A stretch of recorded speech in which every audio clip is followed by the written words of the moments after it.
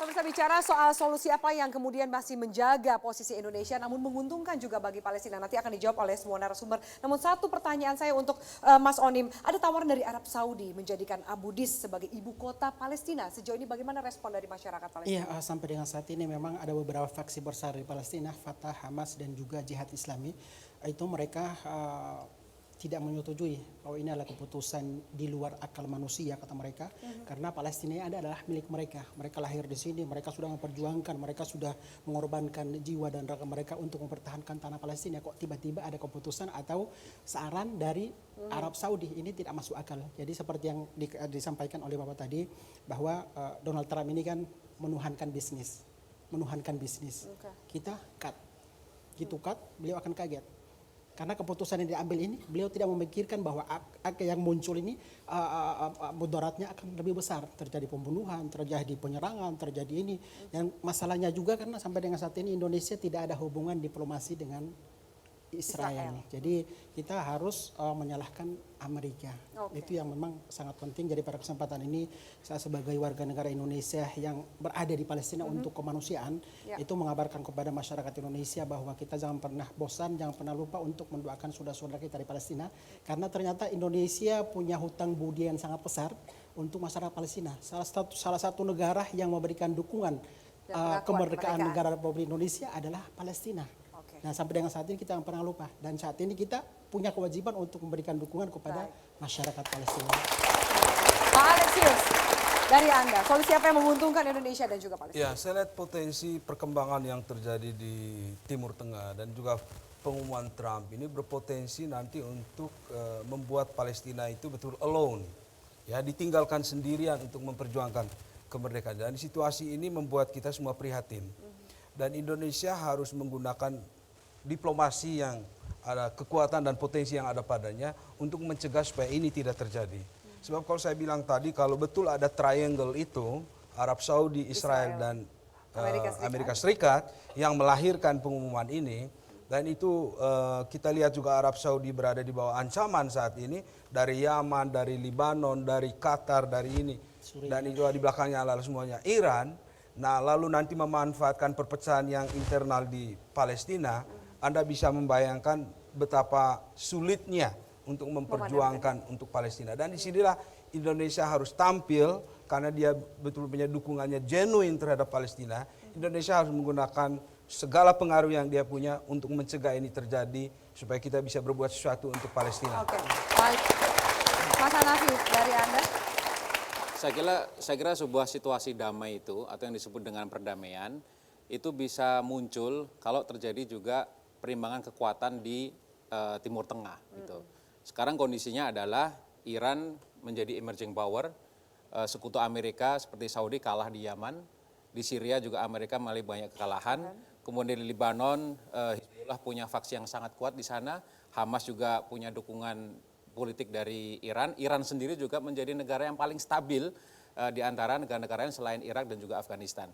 Jadi ini emerging power yang muncul sebagai sebuah kekuatan baru, sementara Saudi mulai goyang karena punya masalah domestik dan sepertinya ada mengalami pergantian rezim yang tidak stabil pula. Dan Amerika sekarang ditarik ke Timur Tengah melalui Israel ini yang sebenarnya selama ini dari pemerintah satu ke pemerintah lainnya, Amerika ini tidak lagi punya perhatian yang lebih terhadap Timur Tengah. Trump ini sebenarnya orang yang sifatnya inward looking. Dia ini representasi kebanyakan orang Amerika yang merasa sudah paling besar sehingga tidak perlu tahu dunia lain. Dan saya kira ini sekarang terbukti karena seolah-olah tidak punya sensitivitas sama sekali menganggap Al-Quds itu punya Israel. Nah, sehingga kalau perkembangan kekuatan ini kita tangkap sebagai kesempatan, Indonesia bisa memainkan peran tersebut. Walaupun kita dari jauh, tapi kita punya helikopter view untuk memandang masalah lebih objektif. Dan saya kira harapan Indonesia atau harapan Palestina terhadap Indonesia tidak hanya sekedar mengecam, punya active role dalam diplomasi itu yang ditunggu. Kita yang nantikan itu. Prof. Komar, terakhir dari Anda. Iya. Saat ini kan Trump bagaimana juga merepresentasikan masyarakat negara pemerintah Amerika kan. Nah, kalau memang orang Amerika tidak rela negaranya, bangsanya, pemerintahnya diolok-olokkan dunia, mestinya dari dalam harus muncul pressure juga. Karena merugikan Amerika. Orang kehilangan kepercayaan. Amerika kan menjual demokrasi, asasi manusia, anti terorisme, tapi nyatanya semuanya itu digambarkan Trump kebalikannya. Ini kan rugi sekali aset yang dimiliki oleh Amerika. Jadi dari Amerika dia harus tampil. Nah yang kedua, Jadi peran Amerika dari mediator menjadi agresor. dia harus kalau emang dia tidak rela negaranya dia di bulan-bulanan dunia ya dia harus ngeritik Trump yang keras, tidak hanya kita sendiri. Dari dalam Amerika sendiri harus dari dalam dan luar. harus ada. Nah yang kedua, Yerusalem itu kan kota milik 3 agama besar dunia. Makanya sebaiknya orang Kristen juga dirugikan loh ini. Itu kan juga negara milik orang Kristiani, Isa Al-Masih di situ. Nah kawan-kawan di Indonesia misalnya, saya juga berharap isu Palestina bukan hanya milik umat Islam yang terpanggil, tapi kawan-kawan Kristiani itu juga harus tampil. Gitu. Ada alasan kemanusiaan, alasan agama dan sebagainya. Karena apa? Sebab kalau tidak saya khawatir kemudian ada pihak-pihak yang menggoreng isu ini bahwa Amerika itu Kristen dan Trump itu Kristen melawan Palestina, kemudian Islam dan Kristen gesekan di sini. Nah, itu kan tidak benar. Padahal orang Kristen sendiri kan juga dirugikan oleh ini.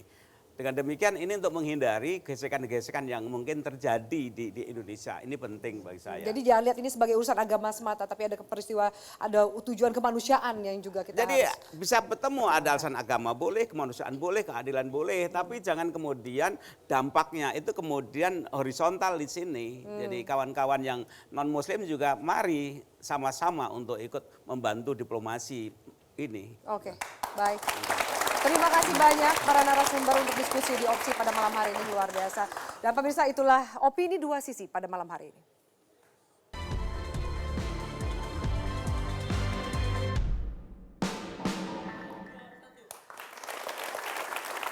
Pemirsa, mata dunia dibuat terbelak atas aksi Amerika Serikat dan Israel yang congkak. Arogansi dan penindasan tidak sungkan dipertontonkan. Alih-alih menjadi mediator, Amerika Serikat justru berperan sebagai agresor dengan mematik konflik menjadi kian pelik. Saat penindasan atas Palestina makin jumawa, mestinya dunia tidak surut membela. Karena perjuangan sesungguhnya bukan semata agama, tapi kemerdekaan dan hak asasi manusia. Akhirilah derita rakyat Palestina yang belum menggenggam merdeka seutuhnya. Saya Afeni Malik undur diri. Selamat malam, sampai jumpa.